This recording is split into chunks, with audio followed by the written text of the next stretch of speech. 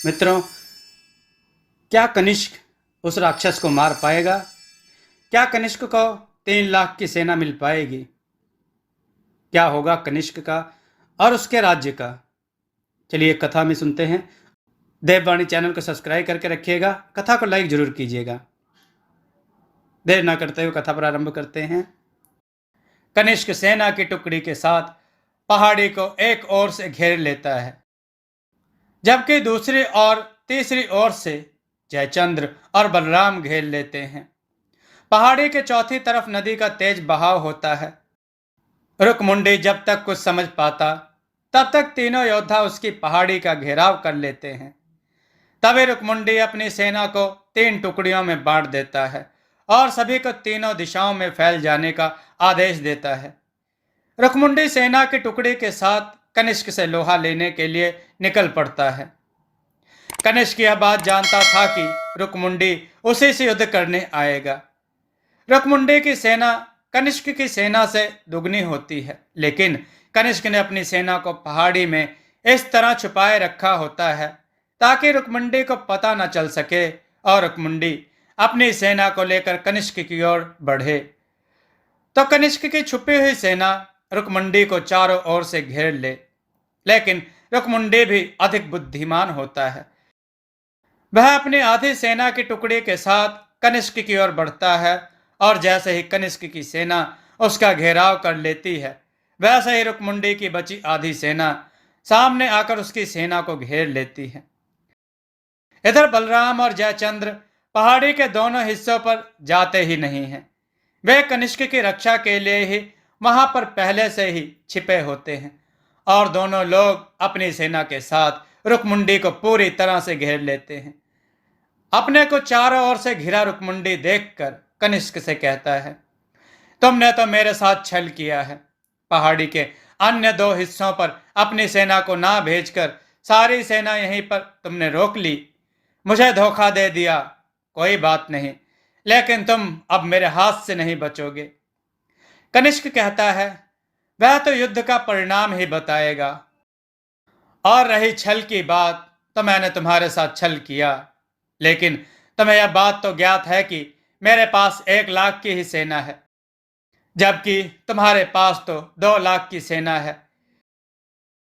फिर युद्ध में तुम्हें 2 लाख की सेना लाना ही नहीं था। अगर तुम 1 लाख की सेना से युद्ध करते तो मैं तुम्हारे साथ कोई छल न करता।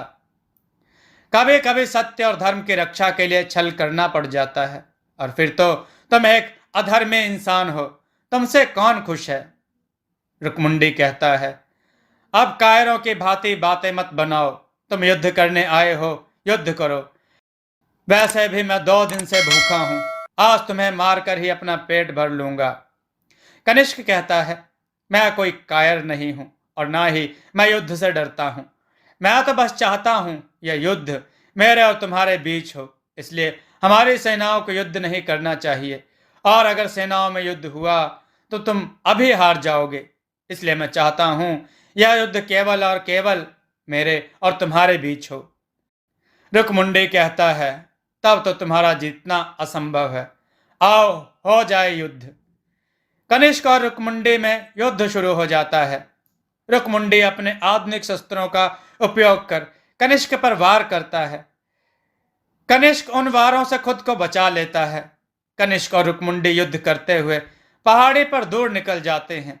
दोनों में काफी समय तक युद्ध चलता रहता है, लेकिन युद्ध का परिणाम दोनों तरफ से कुछ नहीं निकलता और दोनों एक दूसरे के आगे काफी ताकतवर होते हैं। तभी कनिष्क अपने अस्त्रों का आवाहन करता है। तभी उसमें से एक अस्त्र प्रकट होता है। कनिष्क उसे अपने वाण पर चढ़ाकर रुकमुंडी की ओर छोड़ देता है। रुकमुंडी अनेक अस्त्रों से उस पर वार करता है, लेकिन वह उस अस्त्र को नहीं काट पाता और कनिष्क द्वारा छोड़ा गया अस्त्र रुकमुंडी के गर्दन को उखाड़ फेंकता है। रुकमुंडी की समस्त सेना कनिष्क की जय जयकार करने लगती है और उनका सेनापति कनिष्क से कहता है, हम राजा रुकमुंडी से बहुत परेशान थे। उन्हें साधु ने श्राप दिया था कि वे जीवन भर इंसानों को मारकर ही खाते रहेंगे, इसलिए वे इंसानों को मारकर खाते थे।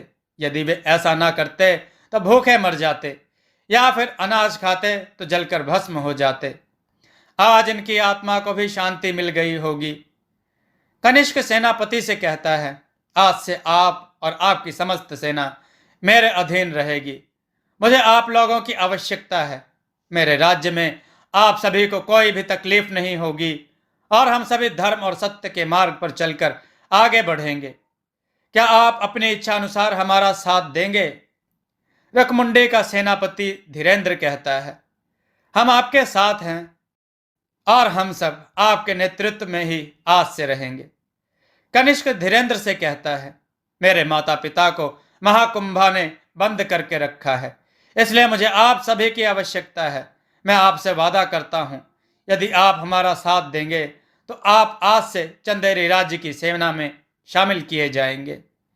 कनिष्क की बात सुनकर सभी लोग कनिष्क की जय जयकार करने लगते हैं और सभी सैनिक कनिष्क की सेना में मिलकर उनके साथ चल देते हैं और चारों ओर राजा कनिष्क की जय जयकार होने लगती है।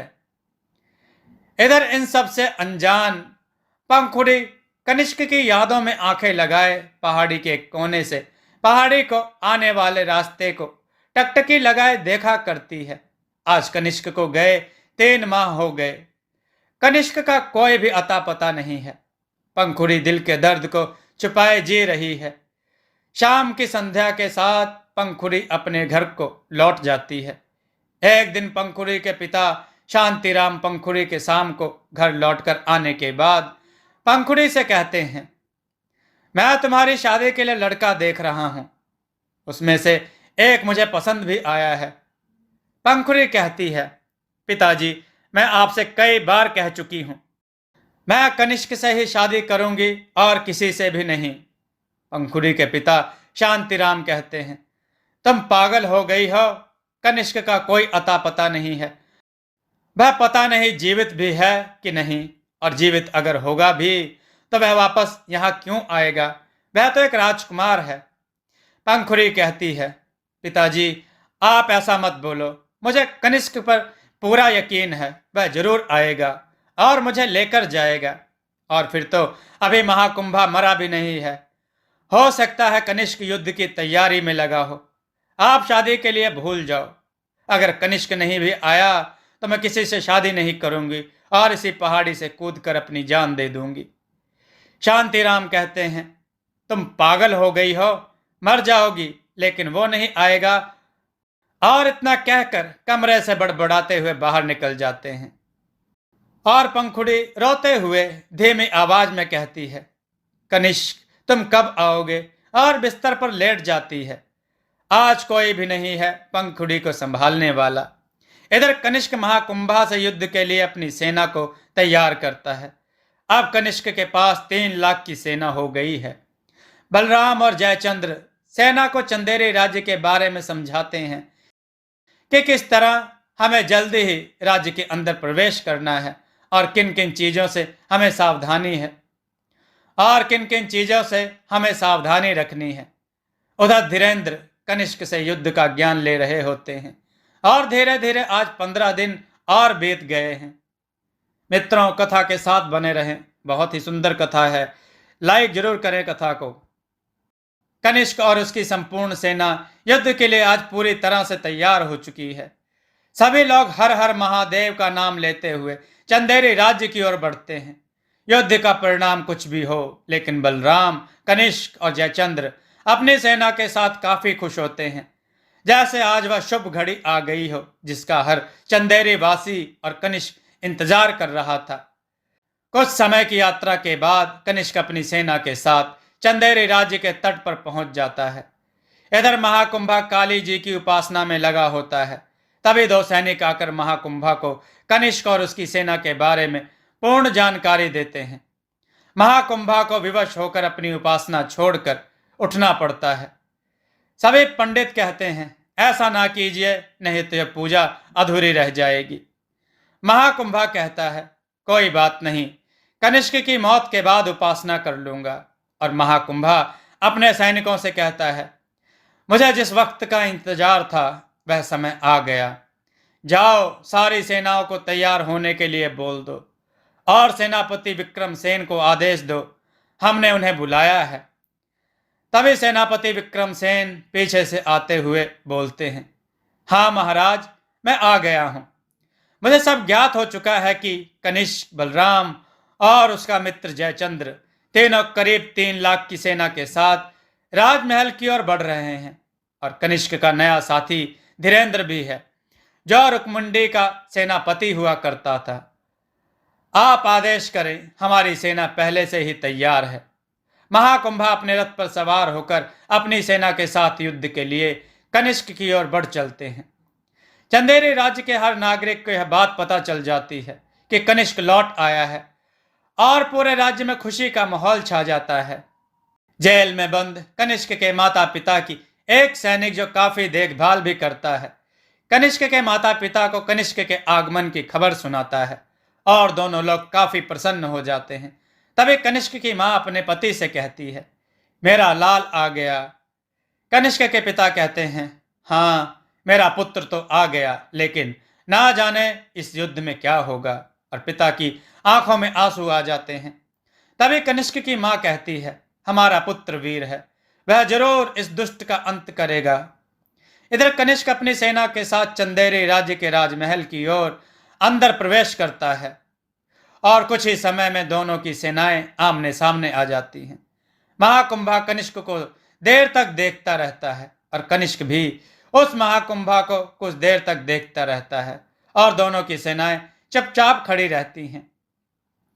कनिष्क महाकुंभा से कहता है, मुझे जैसा तुम्हारे बारे में बताया गया था, तुम तो बिल्कुल वैसे ही बलशाली निकले, लेकिन तुम और तुम्हारे भाई ने जो कायरतापूर्ण कार्य किया है, उसके लिए तो स्वयं भगवान भी तुम्हें माफ नहीं कर सकते। महाकुंभा मुस्कुराते हुए बोलता है, सच में मुझे नहीं पता था तुम पागल हो जाओगे, और जोरों से हंसने लगता है। कनिष्क मुस्कुराते हुए कहता है, तुम जैसे पापी लोग क्या जाने प्यार क्या होता है। महाकुंभा बोला, मैं यह सब जानना भी नहीं चाहता। मैं तो बस इतना जानना चाहता हूं कि आज तुम्हें मृत्यु की शैया पर लिटाकर ही अपने पिता के प्राणों का बदला लूंगा, और अपनी मां को दिया वचन निभाऊंगा। कनिष्क बोला, अभी तो युद्ध भी नहीं शुरू हुआ, तुमने जीत हार तय कर दी। महाकुंभा बोला, बलराम आखिरकार तुम तक पहुंच ही गया। मुझे पता था बलराम उस दिन जिंदा था। जानबूझकर मैंने कहा कि बलराम मर गया है, ताकि यह तुम तक पहुंच सके, और मैं तुम लोगों तक। लेकिन विजेंद्र की वजह से यह बलराम चकमा देकर भाग गया, नहीं तो तुम्हारा अंत तो बहुत पहले ही हो जाता। कनिष्क, बस मुझे इस बात का दुख रहेगा कि तुम्हारी मौत को तुम्हारे माता पिता नहीं देख पाएंगे, और उनकी मौत तुम्हारी मौत के बाद होगी। कनिष्क क्रोधित होकर बोलता है, यह तो इस युद्ध का परिणाम बताएगा कि कौन जीवित रहता है। और अस्त्र उठाओ, वार्तालाप करके अपना और हमारा समय खराब मत करो। महाकुंभा युद्ध का शंखनाद कर देता है। इधर कनिष्क भी युद्ध का शंखनाद कर देता है।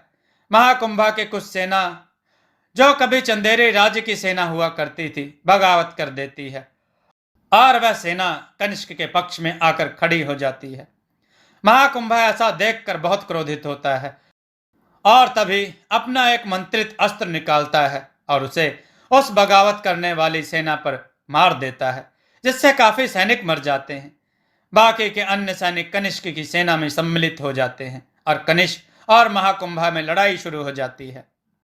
इधर जयचंद्र और महाकुंभा के सेनापति विक्रमसेन में बलराम और धीरेन्द्र सेना की टुकड़ी के साथ महाकुंभा की सेना की दूसरी टुकड़ी पर टूट पड़ते हैं। कभी कनिष्क की संपूर्ण सेना भारी पड़ती है, तो कभी महाकुंभा की संपूर्ण सेना। और युद्ध के कुछ ही समय बाद कनिष्क और महाकुंभा आमने सामने एक दूसरे पर तीरों की वर्षा करते हुए दिखाई पड़ते हैं। दोनों योद्धा बड़ी वीरता से एक दूसरे के तीरों का सामना करते हैं। तभी महाकुंभा की एक तीर कनिष्क के हाथों को छूता हुआ निकल जाता है। कनिष्क भी तीरों की बौछार करता है, लेकिन महाकुंभा खुद को उन तीरों से बचा लेता है। उधर जयचंद्र और विक्रमसेन में तीरों से युद्ध होने से दोनों के रथ क्षतिग्रस्त हो जाते हैं, और वे दोनों अपनी तलवार निकालकर मैदान में आ जाते हैं। तलवार से युद्ध शुरू हो जाता है, और दोनों काफी देर तक एक दूसरे पर तलवार से प्रहार करते हैं।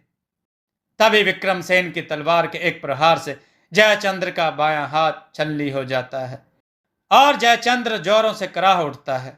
जयचंद्र काफी गुस्से में आ जाता है और जयचंद्र विक्रमसेन पर एक जोरदार प्रहार करता है, जिससे विक्रमसेन का रक्षा कवच टूटकर गिर जाता है और विक्रमसेन की छाती जख्मी हो जाती है और वे दोनों एक दूसरे के प्रहार से काफी घायल हो जाते हैं।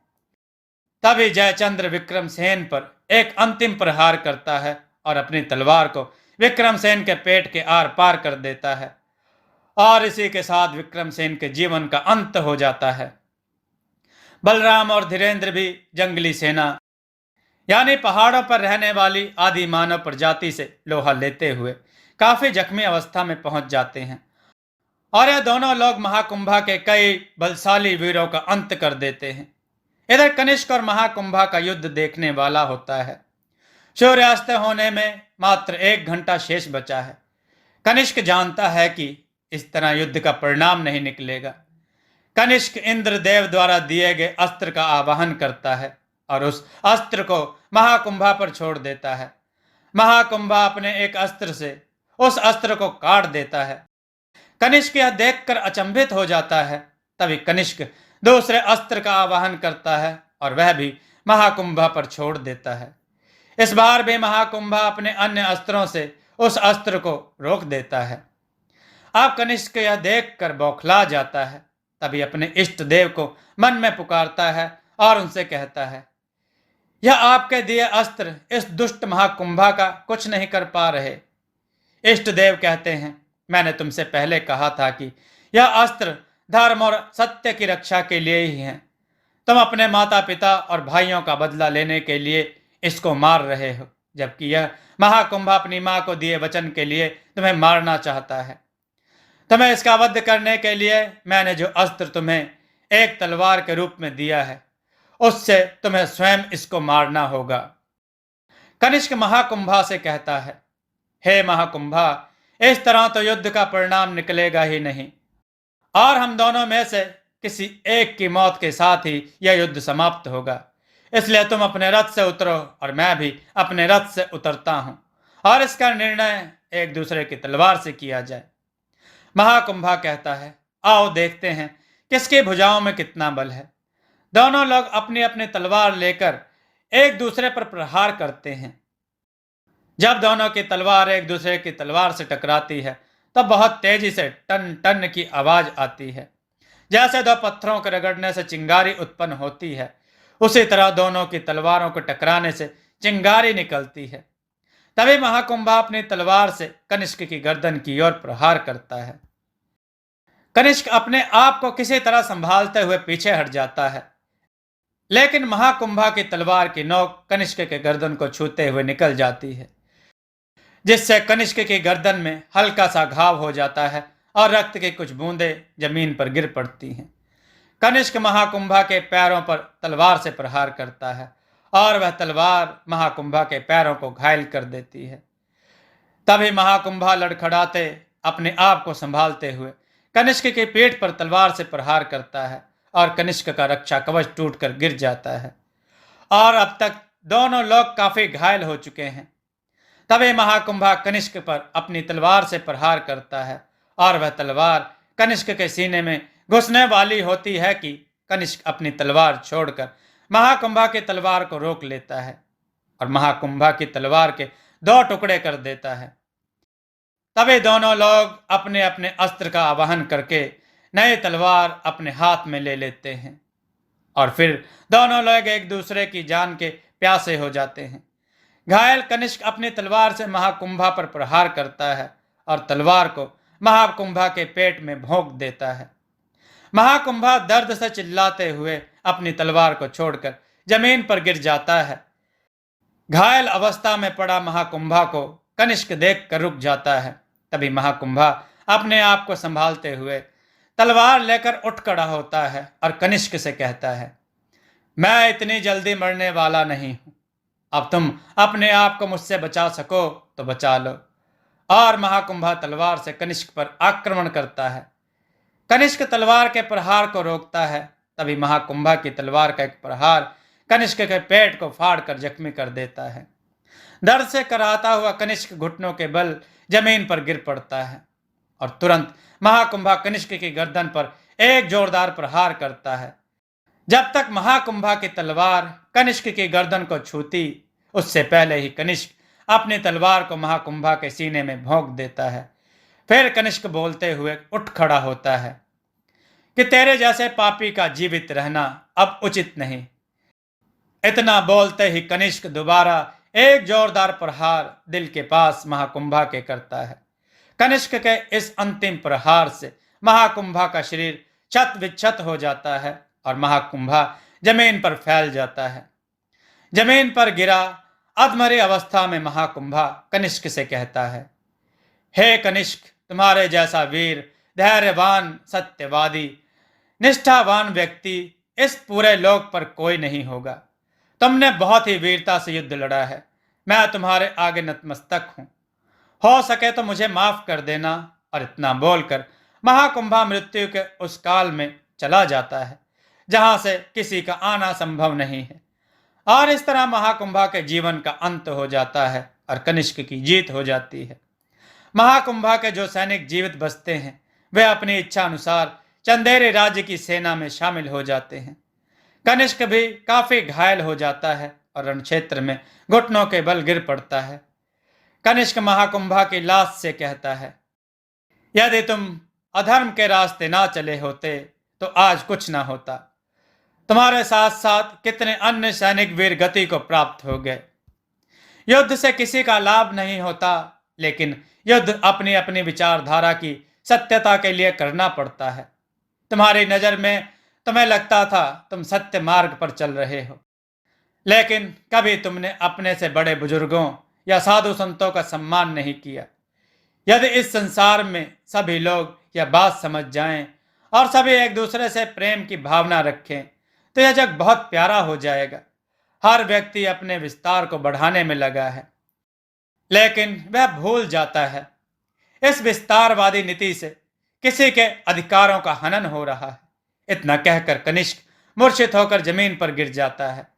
बलराम और जयचंद्र कनिष्क की ओर बढ़ते हैं और कनिष्क को उठाकर रथ से राजमहल पहुंचते हैं। बाकी जो घायल सैनिक होते हैं उनको भी रथ में लेकर राजमहल की ओर चल देते हैं और जो सैनिक वीर गति को प्राप्त हो चुके हैं उनका दाह संस्कार किया जाता है। राजमहल पहुंचकर कनिष्क का इलाज किया जाता है और राजवैद्य द्वारा उसके घाव पर मरहम लगाकर पट्टी कर दी जाती है। इधर बलराम राजा शैवीर और उनकी पत्नी शिवांगी को कारागर से मुक्त कराते हैं। कारागर से मुक्त होने के बाद राजा और रानी सीधे कनिष्क के पास पहुंचते हैं। कनिष्क की इस हालत को देखकर माता पिता रोने लगते हैं। मां शिवांगी कनिष्क के माथे पर हाथ फेरते हुए कहती है, मेरे लाल, तुम्हें कुछ नहीं होगा। ईश्वर मेरे पुत्र को ठीक कर दो, चाहे मुझे मार दो। तभी पिता शैवीर कहता है, मत रो शिवांगी, हमारे पुत्र को कुछ नहीं होगा, जल्द ही उसे होश आ जाएगा। पिता राजवैद्य से पूछते हैं, राजवैद्य जी, मेरे पुत्र को कब होश आएगा? राजवैद्य कहते हैं, महाराज, आप लोग चिंता ना करें, घाव काफी गहरे हैं। जहर की वजह से कनिष्क मूर्छित हो गया है। मैंने औषधि लगा दी है। जहर का असर खत्म होते ही कनिष्क ठीक हो जाएगा। बलराम बोला, महाराज, कनिष्क को आराम करने दे, आइए हम लोग बाहर कक्ष में बैठते हैं। शिवांगी बोली, मैं कहीं नहीं जाऊंगी, मैं अपने पुत्र के होश में आने तक यहीं बैठी रहूंगी। आप लोग बाहर जाइए। शिवांगी को छोड़कर सभी लोग बाहर के कक्ष में आ जाते हैं। राजवैद्य महाराज शैवीर से कहते हैं, आप मुझे आज्ञा दे और आप बिल्कुल भी परेशान ना हो, कनिष्क जल्दी ही ठीक होकर होश में आ जाएंगे। और वैसे भी आज रात हो गई है, प्रातः काल मैं फिर आऊंगा दवा के लिए, क्योंकि पेट का घाव काफी गहरा है। मित्रों, कहानी के साथ बने रहें। देववाणी चैनल को सब्सक्राइब करके रखें, कथा को लाइक जरूर करें, इससे हमारा हौसला बढ़ता है। और ये कथा का अगला भाग आप सुनना चाहते हैं तो कमेंट में अवश्य लिखें। दोस्तों, आपको यह कथा कैसी लगी, अपने विचार और सुझाव कमेंट में जरूर दें। हमारी कथाओं को लाइक करें, हमारे चैनल को सब्सक्राइब करना न भूलें। हमारी कथाओं को शेयर जरूर करें जिससे लोगों को अच्छा ज्ञान प्राप्त हो। जय श्री राम भक्तों।